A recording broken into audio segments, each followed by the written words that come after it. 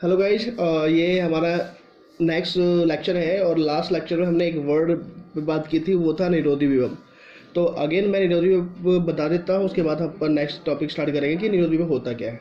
तो एनोड का कैथोड के सापेक्ष वह ऋणात्मक विभव जिससे इलेक्ट्रॉन का प्रवाह रुक जाए, अर्थात परिपथ में कोई धारा प्रवाहित नहीं हो, उससे हम निरोधी विभव कहते हैं। इसका मान सबसे अधिक गति ऊर्जा वाले इलेक्ट्रॉन की ऊर्जा पर निर्भर करता है। यह आपतित प्रकाश की आवृत्ति पर निर्भर करता है। ये 3 पॉइंट है निरोधी विभव के जो आपको ध्यान रखने हैं। तो अब लास्ट लेक्चर में हमने ये बताया था कि अगर आपको रोकना है इलेक्ट्रॉन को धारा प्रवाहित करने से, तो सबसे पहले आपको क्या करना पड़ेगा कि आपको एनोड का ऋणात्मक विभव लगाना पड़ेगा। ऐसा क्यों कहा था कि अगर आप सबसे अधिक ऊर्जा वाले इलेक्ट्रॉन को रोक दोगे तो बाकी खुद ब खुद रुक जाएंगे। तो इसका आंसर देखिए आप कि मान लीजिए कि एक ऋणावेश है, ये धनावेश मान लीजिए। तो होता क्या है, ये आपका एक विद्युत क्षेत्र टॉपिक है जो किसी और चैप्टर का है, बट फिलहाल यहाँ पे जरूरत है विद्युत क्षेत्र। ये क्या है आप समझिए थोड़ा टॉपिक, कि ये प्लस क्यू आवेश है और ये अपने आसपास एक विद्युत क्षेत्र बनाता है, और इसके आवेश के अंदर कोई दूसरा अगर आवेश आए तो उस पर बल लगाता है। तो आप मान लीजिए जैसे ये आवेश है और इसका ये एक विद्युत क्षेत्र है, तो इसके अंदर कोई सा भी आवेश आए उस पर ये बल लगाएगा। अगर ऋणावेश आएगा तो धनावेश के गुण के कारण ये खींचेगा, अगर ऋणावेश आएगा तो उसको ये प्रतिकर्ष लगाएगा। ठीक है, तो अब कहने का मतलब ये है कि मैंने वहाँ पर जो एनोड बनाया था और यहाँ पे माइनस बनाया था, तो आपने मैंने क्या बोला था कि अगर आप इसको V वोल्ट से ऋणात्मक कर देते हो तो इसके द्वारा इधर जो ऊर्जा लगाई जाएगी वो E इंटू वी होगी। तो वास्तव में एक्चुअली ये मैंने कहा था कि जैसे जैसे विभव बढ़ाओगे तो इसका विद्युत क्षेत्र का एरिया बड़ा होता जाएगा और उसके अंदर जितने भी इलेक्ट्रॉन है वो सब पे बल लगाएगा, ना कि केवल एक इलेक्ट्रॉन पर। तो ऐसे ही अगर आप क्या करते हो, अगर आप अंदर माइनस क्यू लेते हो, कहीं पर माइनस क्यू लेते हो, तो वो अपने आसपास क्या करता है, एक विद्युत क्षेत्र बनाता है, और विद्युत क्षेत्र बनाने के कारण अगर अंदर कहीं पे भी माइनस क्यू है तो उसको ये प्रतिकर्षित करता है, चाहे 1 हो या 10, ये सबको प्रतिकर्षित कराएगा और अपने आवेश के बल के अनुसार ये प्रतिकर्षित करेगा। तो सेम वहाँ पे मैंने जब कैथोड और एनोड की बात की थी तो मैंने आपको बताया था कि मान लीजिए कि ये एक कैथोड है और ये लाइट सोर्स था हमारा, और यहाँ से हमने क्या किया था, ये हमारा एनोड है। तो अगर यहाँ पे बहुत सारे इलेक्ट्रॉन है, ठीक है, बहुत सारे इलेक्ट्रॉन है, तो आप जैसे ही माइनस करोगे, -1, -2, -3, तो क्या मतलब क्या है कि आप विभव बढ़ा रहे हो, बट विभव बढ़ता कब है, तो आंसर है उस पर आवेश आप बढ़ाते हो। तो विभव के समानुपाती क्या होता है, आवेश। तो अगर ये विभव बढ़ा रहे हो 1 वोल्ट बढ़ा रहे हो, इसका मतलब इस पर आवेश है। 2 वोल्ट कर रहे हो तो इसका मतलब और ज़्यादा आवेश हो जाएगा। 3 वोल्ट कर रहे हो तो और ज़्यादा ऋणात्मक कर रहे हो, तो इसका विद्युत क्षेत्र बढ़ता जाएगा और इसके अंदर आने वाले सभी इलेक्ट्रॉन पे बल लगाएगा। तो ये केवल एक इलेक्ट्रॉन पर बल नहीं लगाता, सभी इलेक्ट्रॉन पे बल लगाता है। तो अगेन हम बात क्या कर रहे हैं, निरोधी विभव की हम बात करें, और निरोधी विभव का डेफिनेशन क्या है एक बार वापस सुन लीजिए। एनोड का कैथोड के सापेक्ष वह ऋणात्मक विभव जिससे इलेक्ट्रॉन का प्रवाह रुक जाए, अर्थात परिपथ में कोई धारा प्रवाहित न हो, उसे हम निरोधी विभव कहते हैं। ठीक है, अब निरोधी विभव जो होगा वो किसके अनुसार डिसाइड होगा, तो आंसर है निरोधी विभव हम क्या करने वाले हो, जिस इलेक्ट्रॉन की सबसे ज़्यादा ऊर्जा होगी उसी को आपका मेन मकसद होगा रुकने का। क्योंकि अगर ये रुक जाएगा तो रुकेगा कैसे, तो आंसर है जितनी इसके पास ऊर्जा होगी, विभव लगा के, माइनस लगा के, ऋणात्मक आवेश लगा के विभव इतना उत्पन्न किया जाए जिससे कि ये जब इस दिशा में बल लगाए, कार्य करे, ऊर्जा लगाए, तो उस ऊर्जा के बराबर हो। तो अगर इसको रोक देगा तो ये सभी को रोक सकता है। यही हमारा निरोधी विभव का कॉन्सेप्ट था। तो आज का जो हमारा लेक्चर है वो देखिए क्या है। आज का हमारा लेक्चर है, ये ग्राफ नंबर 2 की हम बात कर रहे हैं, थर्ड होगा हमारा ये। यदि धातु का कार्यफलन एक हो तथा आपतित प्रकाश की तीव्रता अलग अलग हो परंतु आवृत्ति एक ही हो। क्या कहने का मतलब है, कि ये कहने का मतलब है यहाँ पर कि आप ऐसा देखिए, ऐसा मान लीजिए कि यहाँ पर एक प्रकाश स्रोत है, इसको हम कह रहे हैं S1, और ये एक दूसरा प्रकाश स्रोत है जिसे हम कह रहे हैं S2, और ये एक धातु है। ये दोनों धातु एक ही है, अलग अलग कंडीशन लगा रखे, बट धातु एक ही है, इसका कार्यफलन भी एक है। तो अब यहाँ से प्रकाश आपतित हो रही है और इधर से भी प्रकाश आपतित हो रही है। तो प्रकाश में हम 2 चीज़ चेंज कर सकते हैं, एक आवृत्ति और एक फोटोन की संख्या। तो हमने इस क्वेश्चन में क्या माना है कि अगर ये 5 वोल्ट का है तो ये 10 वोल्ट का है, मतलब प्रति सेकंड अगर ये 5 फोटोन उत्सर्जित करता है तो ये कितना करेगा, 10 फोटोन उत्सर्जित करेगा। बट दोनों की आवृत्ति न्यू और न्यू मान रहे हैं, मीन प्रत्येक फोटोन की आवृत्ति हम क्या मान रहे हैं, दोनों में सेम।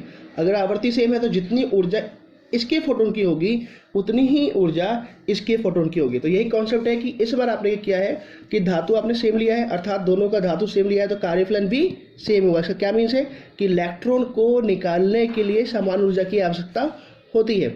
हमने क्या माना है, प्रकाश को जो यूज कर रहे हो उसकी शक्ति उसकी तीव्रता क्या है, अलग अलग, मतलब फोटोन उत्सर्जित या फोटोन आपतित होने की जो रेट है वो अलग अलग है। प्रति सेकंड आने वाले फोटोन इसमें 5 है तो इसमें 10, तो ये कुछ भी हो सकता है। तो हम प्रकाश स्रोत ऐसे लेंगे जिनकी तीव्रता अलग अलग हो परंतु उनकी आवृत्ति सेम हो, और आवृत्ति सेम होने का मतलब क्या, उससे निर्गत प्रत्येक फोटोन पे ऊर्जा समान होगी। तो आइए देखते हैं क्या ऐसे डायग्राम बनेगा। तो इसका जो फाइनल आंसर है वो तो ये है, 12th बोर्ड की क्लास में भी आपको हेडिंग के बाद सिर्फ डायग्राम बनाना होता है, उसका एक्सप्लेनेशन नहीं करना होता है, बट ये डायग्राम बना कैसे उसको हम समझाते हैं। तो आपका तो आंसर यही है और बोर्ड में भी सिर्फ इतना ही पूछता है, बट हम कैसे कर रहे हैं उसको समझा रहे हैं। तो जैसे कि मैंने बताया है, जैसे मैंने बताया कि अब 2 प्रकाश स्रोत लेना है आपको, सिर्फ क्या चेंज करनी है, तीव्रता। पहले की तीव्रता अगर 5 वोल्ट कर रहे हो तो दूसरी की तीव्रता कितनी कर रहे हो, 10 वोल्ट। और हमने पिछली क्लासों में भी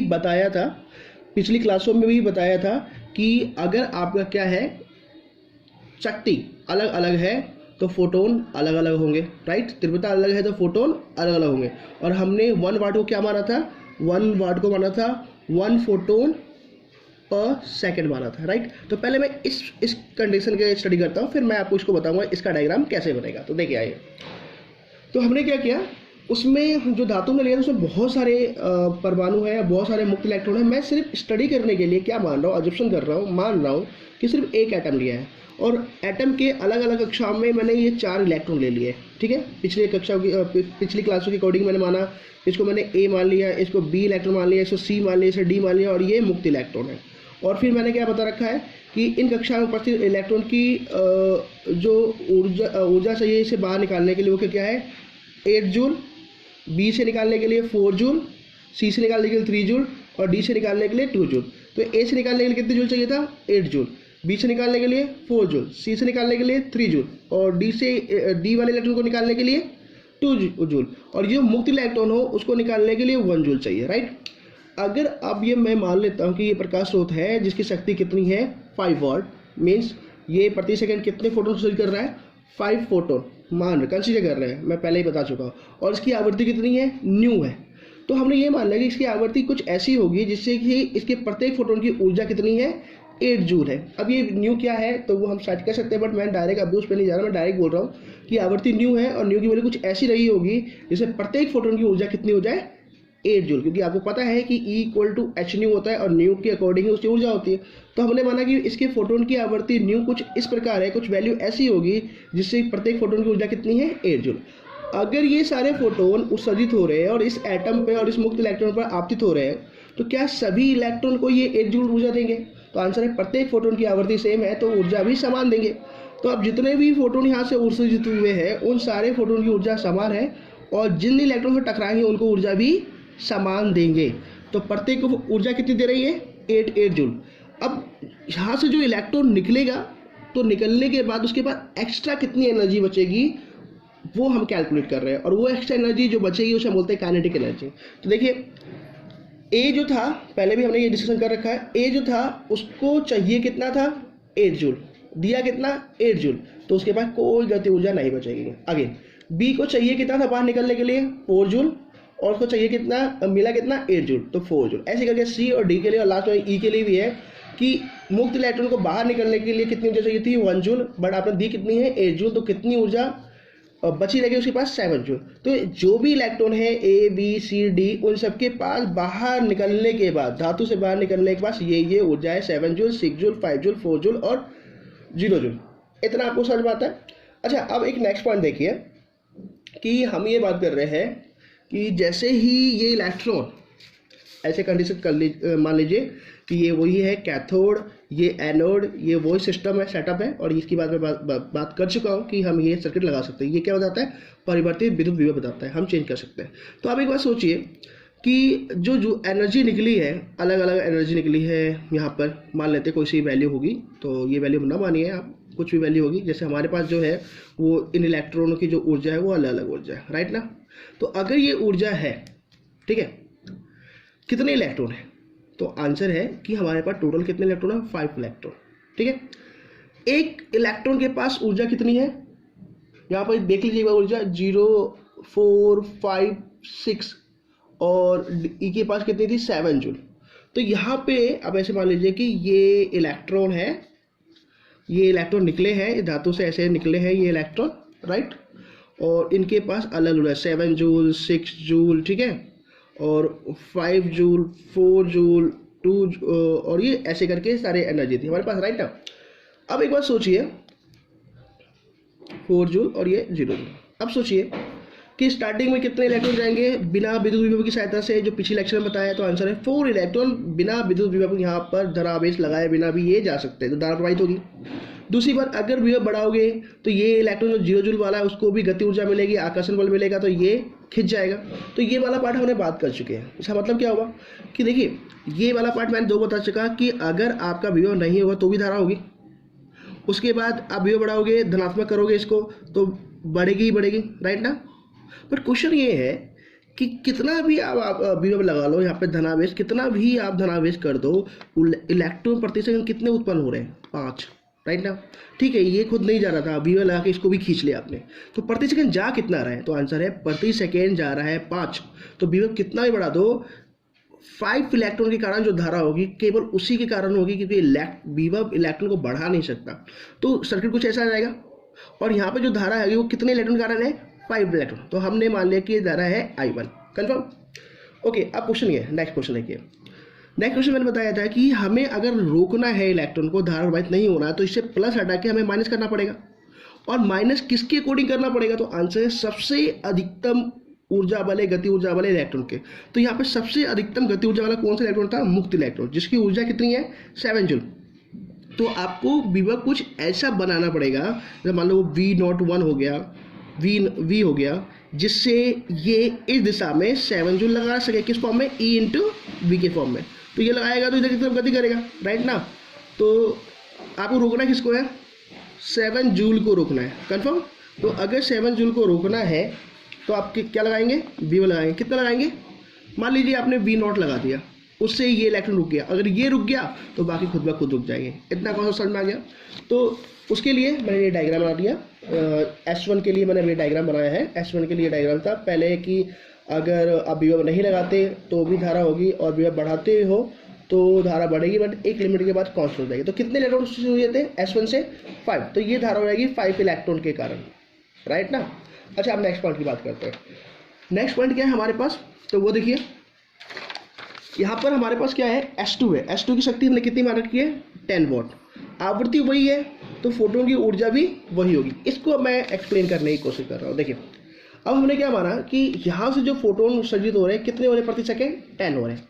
तो स्टडी करने के लिए अगर ये 10 हो रहे हैं तो कम से कम कितने से टकराएंगे? 10 से। इसलिए मैं 2 परमाणु ले रहा हूँ, एक ये, ठीक है, और 2 मुक्त इलेक्ट्रॉन ले लेता हूँ।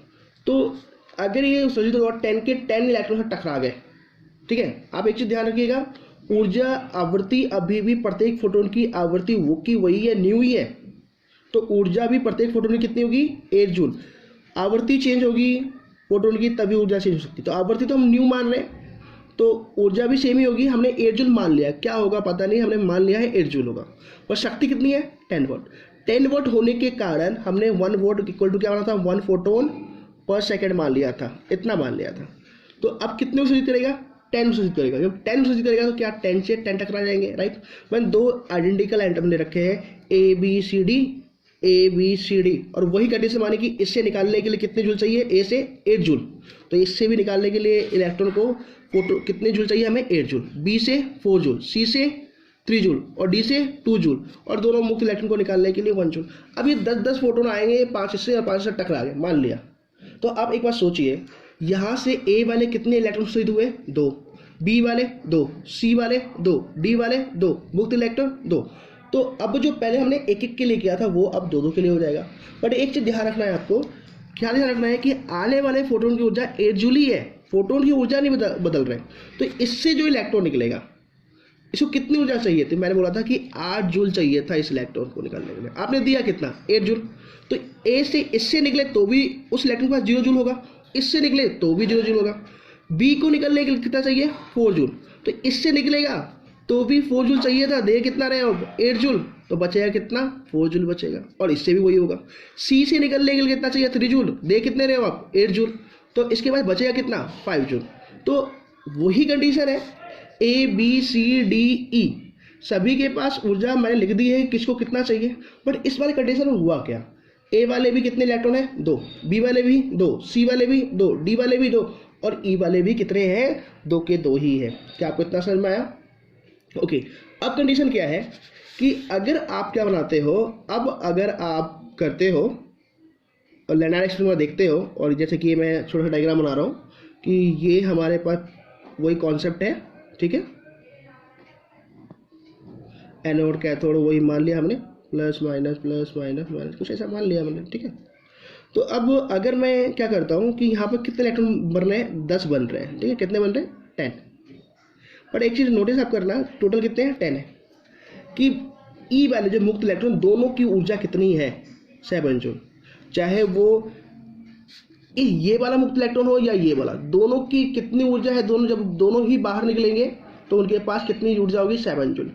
ये डी वाला किसी से भी निकले, इससे निकले या इससे निकले तो भी उसके पास कितनी ऊर्जा होगी, तो डी वाले के पास मैंने क्या लिखा है 6 जूल। तो अब सोचिए कि पहली बात, इस बार 0 ऊर्जा वाले कितने इलेक्ट्रॉन हैं, तो 0 ऊर्जा वाले 2 इलेक्ट्रॉन हैं, बाकी सबके पास ऊर्जा है। तो स्टार्टिंग में अगर हम विभव नहीं भी लगाए, मतलब मैं इसको प्लस नहीं भी करूं, तो बाकी के जो 8 है जिनके पास ऊर्जा है वो खुद ब खुद पहुंच जाएंगे ना। तो इस बार बिना विभव में कितने पहुंचे 8, पिछली बार कितने पहुंचे थे 4। तो इस बार जो स्टार्टिंग में जो धारा होगी वो धारा पहले की तुलना में ज़्यादा होगी। फिर वापस क्या करोगे, वापस अगर आप विभव बढ़ाते हो, जैसे कि अब मैं इसको प्लस करता हूँ तो विद्युत क्षेत्र बढ़ने के कारण, आवेश धनात्मक होने के कारण ये जो इलेक्ट्रॉन, ये वाला जैसे मान लो और ये मान लो, ये इलेक्ट्रॉन पर ऊर्जा कितनी थी 0 जूल और 0 जूल थी। अब इसको भी खींच लेगा तो विभव बढ़ाने से 10 के 10 पहुँचने स्टार्ट हो गए। तो पहले 8 पहुँच रहे थे बिना विभव के भी लगाया, बट जैसे ही प्लस करोगे तो आप कितने पहुँच गए 10। बट एक लिमिट पर कितना भी बढ़ा दो विभव, जो प्रति सेकंड उत्पन्न हो रहे हैं 10 वही तो पहुंचेंगे, उससे ज़्यादा थोड़ी ना पहुंचेंगे। तो इसलिए क्या बताया, यहाँ पर भी वही डायग्राम बनेगा। अब देखिए कि पहले जब विभव 0 कर रहे हो तो भी यहाँ पे धारा 8 इलेक्ट्रॉन के कारण प्रवाहित हो रही है। फिर आपने विभव बढ़ाया, प्लस में किया तो विभव धारा थोड़ी बढ़ गई। बट उसके बाद हर बार विभव कितना भी बढ़ा दो तो भी धारा फिक्स हो जाएगी, क्योंकि वो धारा प्रति सेकंड 10 इलेक्ट्रॉन के कारण नहीं हो रही है। तो धारा ऐसे आ गई, कंफर्म। अच्छा, ये वाला पार्ट आपको समझ में आ गया, ठीक है। तो मैंने क्या किया, दोनों डायग्राम को लेके मैंने कंबाइन कर दिया है। दोनों डायग्राम क्या लेके कंबाइन किया है तो मैं आपको समझा रहा हूँ कि देखिए, दो जो डायग्राम मैंने लिए हैं वो एक डायग्राम का आंसर क्या था कि ये वाले पार्ट देखिए। पहले वाले पार्ट में हमने क्या बोला कि जब तीव्रता 5 वाट की थी तो मुक्त इलेक्ट्रॉन स्टार्टिंग में बिना विभव कितने थे 4। तो यहाँ पे बिना विभव लगाए 4 इलेक्ट्रॉन का धारा प्रवाहित हो रही थी, राइट ना। और जैसे ही आपने कितना कर दिया 10 वॉट वाला लिया तो 10 वॉट से कितने स्टार्टिंग में कितने हुए 8। तो फर्स्ट जो S1 प्रकाश स्रोत था, जो S1 हमारा प्रकाश स्रोत था, उस S1 प्रकाश स्रोत में जैसे मैंने ये बता, देखिए S1 प्रकाश स्रोत में कितना लिया था 5 वोल्ट और S2 में लिया था 10 वोल्ट, ठीक है। तो S1 के कारण स्टार्टिंग में 4 इलेक्ट्रॉन के कारण धारा प्रवाहित होती है और S2 में स्टार्टिंग में 8 इलेक्ट्रॉन के कारण धारा प्रवाहित हो। तो नो डाउट सेकंड वाले में जिसकी शक्ति ज़्यादा थी 10 वॉट, उसके स्टार्टिंग में धारा ज़्यादा होगी। ये भी 0 विभव पे, ये भी 0 विभव, बट विभव बढ़ाने पर तो S1 के कारण एक और ज़्यादा खींच सकते हो, उसमें एक ही एक्स्ट्रा है तो वो कितना हुआ 1 हो गया और धारा ये हो गई। तो ये धारा सिर्फ 5 इलेक्ट्रॉन के कारण है। बट इस वाले में 10 वोल्ट वाले में प्रति सेकंड कितने उत्पन्न होते फोटोन 10, तो कितने इलेक्ट्रॉन निकाला था 10, इसलिए ये 10 इलेक्ट्रॉन का धारा है, राइट ना। ये वाला पार्ट आपको आई थिंक समझ में आ गया होगा कि अगर तीव्रता ज़्यादा है तो स्टार्टिंग धारा भी ज़्यादा, और जब बढ़ेगा तो उसका जो संतृप्त धारा है वो भी ज़्यादा होगी कम तीव्रता वाला एक कंडीशन। इतना आ गया। बट अब एक चीज़ लॉजिक सोचिए आप, अगर आपने S1 की कंडीशन की थी तो S1 वाले में, जो मैंने S1 प्रकाश स्रोत लिया था, उस वाले प्रकाश स्रोत में आपने जो मुक्त इलेक्ट्रॉन की ऊर्जा कितनी है 7 जूल, और जब मैंने S2 वाला प्रकाश स्रोत लिया तो उसमें भी कंडीशन तो वही, आप दे रहे कितनी ऊर्जा हो 8 जूल, तो मुक्त इलेक्ट्रॉन अगर एक होता तो 7 जूल उसके पास अधिकतम होती। बट इस बार 2 इलेक्ट्रॉन है, कितने इलेक्ट्रॉन है 2, तो अगर दो इलेक्ट्रॉन है कितने वाले, 7 जूल वाले और 7 जूल वाले, तो अगर आपको यहाँ पर माइनस करना पड़े, जैसे क्या करना पड़े आपको, माइनस करना पड़े, तो मैंने क्या बताया था कि अगर आप एक माइनस क्यू है तो वो अपना आसपास एक विद्युत क्षेत्र बनाता है, चाहे वो कितने भी आवेश हो सब पर बल बराबर ही लगाता है। ठीक है, ऐसा नहीं है कि 2 इलेक्ट्रॉन को रोकना है तो -2 कर दो, 3 इलेक्ट्रॉन को करना है तो -3 कर दो। अगर समान दूरी पे है तो -q भी रहेगा तो भी वो बल समान ही लगाएगा। तो यही कॉन्सेप्ट है कि अगर हम क्या करते हैं, अगर हम ये करते हैं कि यहाँ पर 10-20 ही इलेक्ट्रॉन क्यों ना हो जाए, बट अधिकतम ऊर्जा वाले 7 जूल वाला ही इलेक्ट्रॉन है, तो अभी भी हमें उतना ही विभव लगाना पड़ेगा जितना प्रकाश स्रोत S1 के लिए। तो अब इस बार दो इलेक्ट्रॉन के पास कितना ऊर्जा है, 7 जूल, बट मुझे अभी भी उतना ही V0 लगाना पड़ेगा इन सबको रोकने के लिए। तो कहने का मतलब क्या हुआ कि आप इलेक्ट्रॉन कितने भी उत्सर्जित कर दीजिए, अगर अधिकतम ऊर्जा वाली इलेक्ट्रॉन की ऊर्जा समान है, चाहे वो कितने भी संख्या में हो, तो भी रोकने के लिए निरोधी विभव आपको सेम ही लगाना पड़ेगा। इसलिए मैंने डायग्राम में देखिए आप कि दोनों को, चाहे तीव्रता 5 वाली हो या तीव्रता 10 वाली हो, दोनों को रोकने के लिए हमें निरोधी विभव उतना ही चाहिए, क्योंकि इसमें भी अधिकतम ऊर्जा वाले इलेक्ट्रॉन की ऊर्जा 7 जूल है। बेशक 2 इलेक्ट्रॉन है, बट इसमें एक ही इलेक्ट्रॉन है जिसके पास 7 जूल है, पर दोनों को रोकने के लिए आपको निरोधी विभव समान ही लगाना पड़ेगा। इसका क्या रीजन था? तो आंसर था कि अगर एक माइनस क्यू विद्युत क्षेत्र बना रहा है तो उससे समान दूरी पर अगर ये इलेक्ट्रॉन हो, ये हो, तो वो उन सब पर बराबर बल ही लगाएगा। ऐसे 7 जूल वाला एक इलेक्ट्रॉन हो, 2 हो, 3 हो, अगर आपने माइनस वोल्ट कर दिया, -V0 जैसे -2 वोल्ट कर दिया, तो वो इसको भी रोक लेगा, इसको भी रोक लेगा और इसको भी रोक लेगा। तो दोनों कंडीशन में प्रकाश स्रोत S1 हो या प्रकाश स्रोत S1 हो या S2, अगर तीव्रता समान है तो दोनों की धारा अलग अलग होगी, परंतु दोनों को रोकने के लिए निरोधी विभव सेम है कि दोनों की अधिकतम ऊर्जा वाले गति ऊर्जा वाले इलेक्ट्रॉन बराबर ही है, वही है। इलेक्ट्रॉन की संख्या अलग अलग है, पर दोनों की अधिकतम ऊर्जा वाले इलेक्ट्रॉन की जो वैल्यू है वो सेम है। मीन्स क्या है, इसके 2 इलेक्ट्रॉन निकले थे अधिकतम ऊर्जा वाले 7 जूल वाले, और इसका 1 इलेक्ट्रॉन निकला था 7 जूल वाला। तो अगर इलेक्ट्रॉन की संख्या बेशक अलग अलग हो, परंतु अधिकतम ऊर्जा वाले इलेक्ट्रॉन वही है। मीन्स अधिकतम ऊर्जा वाला इलेक्ट्रॉन कौन है, ये है E वाला था 7 जूल वाला, और इसका भी 7 जूल। तो क्या हुआ, निरोधी विभव सेम है। तो लास्ट क्वेश्चन यही था हमारा, क्या था वो क्वेश्चन, ये था आंसर ये है कि अगर आपकी तीव्रता अलग अलग है बट आवर्ती फोटोन की सेम है तो निरोधी विभव सेम होगा, परंतु उसकी धारा की वैल्यू अलग अलग होगी। और निरोधी विभव अधिकतम ऊर्जा वाले इलेक्ट्रॉन पर निर्भर करता है। अगर ऊर्जा इलेक्ट्रॉन की सेम है, चाहे इलेक्ट्रॉन संख्या कितनी भी हो, रोकने के लिए निरोधी विभव की वैल्यू सेम होती है। Thank you.